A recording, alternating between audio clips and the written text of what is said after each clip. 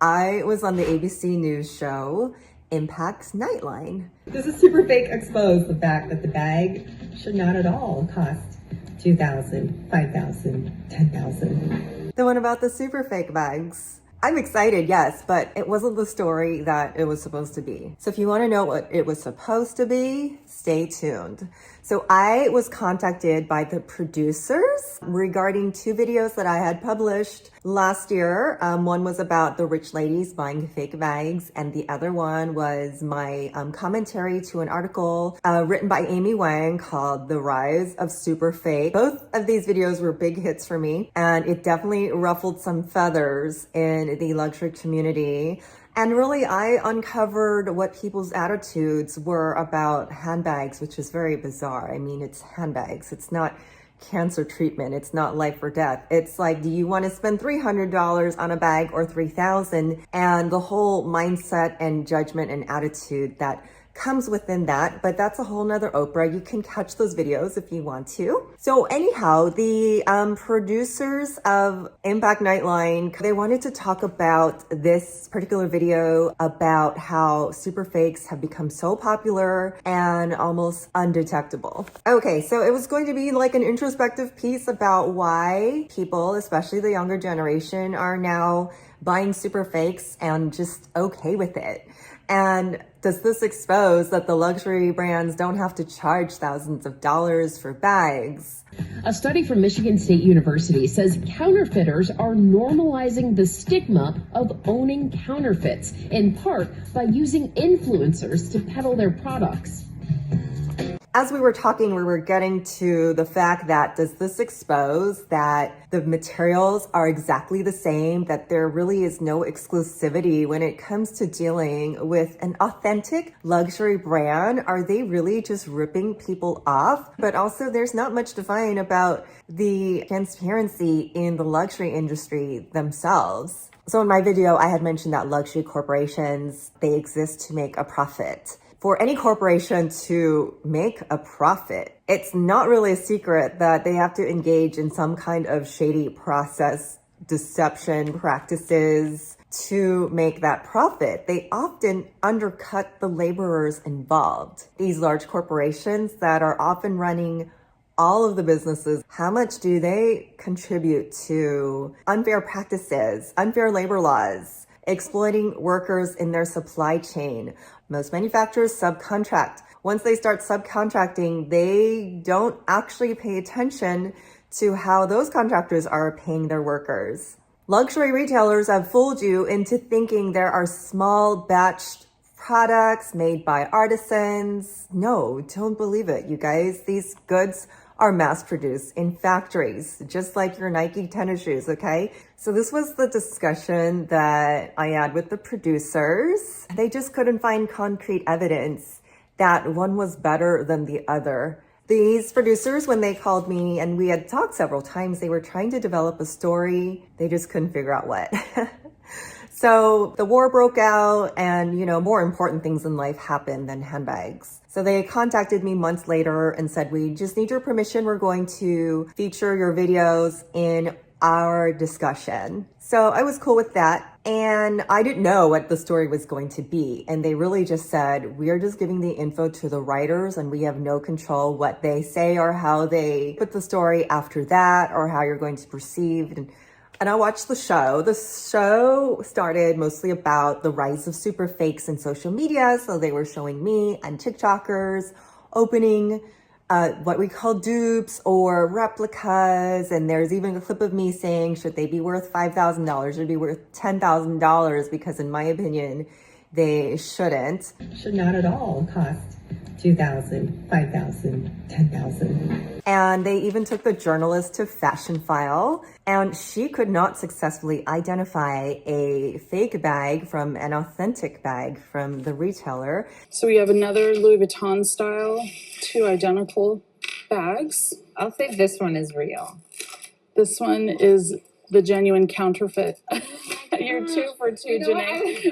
And they even featured Tanner Leathertainment, who you all know, he chops up the bag to tell you the real cost. So nobody should be shocked that a Louis Vuitton bag should not be worth $3,000 if you break it down piece by piece. And they even interviewed the lady who wrote the article. Her name's Amy Wang, and she talks about this culture of super fakes.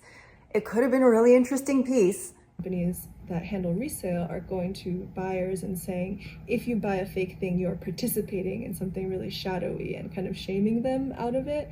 But what are the other options if you really want a bag? It's either $10,000 or $200, and you kind of don't really know what's going on behind it. And to many people, that's a trade-off that's worth taking. Some people think, it's an embarrassing secret. Yeah. But to the other people, it's fun, it's subversive, it's actually really edgy that they have a fake bag, maybe. But then they spun it, and they brought in Homeland Security.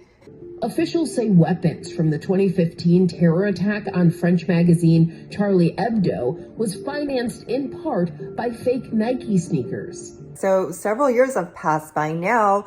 Can you give me some information that's relevant? So they reported the same old story that we find on the internet and not telling us anything new and really not deep diving into this whole subculture. I'm not heavily surprised just because I'm pretty sure LVMH, the luxury conglomerate who owns Louis Vuitton, Christian Dior, Fendi, Celine, Givenchy, Tiffany, Bulgari, Sephora, Loewe, Marc Jacobs, of course, they advertise. They give advertising dollars to the media conglomerate that is ABC, who owns Hulu, who owns Disney, who owns the ABC network, who owns magazines. So there are print ads, magazine ads, streaming ads, television ads, everything advertising all of these brands that fall under LVMH. So what do I think? Fakes are on the rise because people desire it and people desire luxury. Also, don't see the point in paying for it.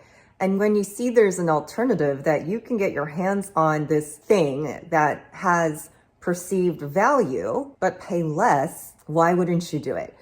What do you say to consumers who would say, like, buying a counterfeit, yeah, maybe you're taking away from the brand, but the brand is taking away from the consumer, because is this bag really worth $30,000?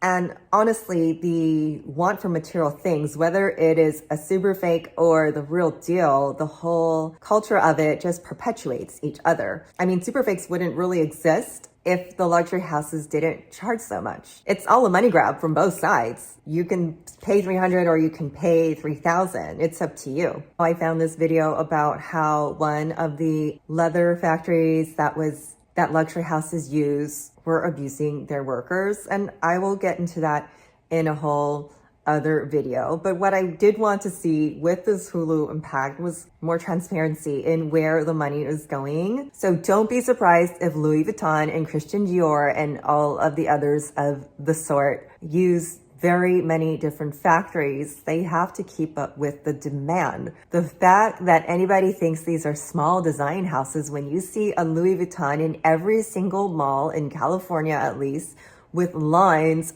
out the door, somebody has to keep up with the numbers and the production. If you're owned by a corporation, that corporation, their goal every single year is to turn profit and increase their profits year after year. Where do you think your money is going? They hire low-level workers just like anybody else. And I can tell you, because I used to be a Louis Vuitton employee. When they opened their factory in Texas, there was a reason. There is land here, there are cows, there is leather, and there are people who we can hire.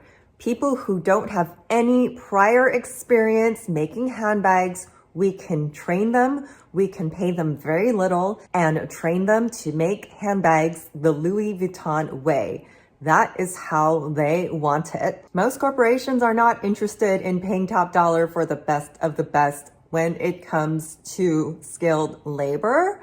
They want to pay who they can train to make the bag. Even Tanner talks about this. There are factories in Spain, in Tuscany. These are third-party companies where brands like Christian Dior, any leather brand, they outsource to these places. This could be a whole nother video in itself. So I'm just gonna end this with going back to the fact that the journalist, when presented, at least you guys could not tell The difference? Who is fooling you? The super fakes or the luxury brands themselves?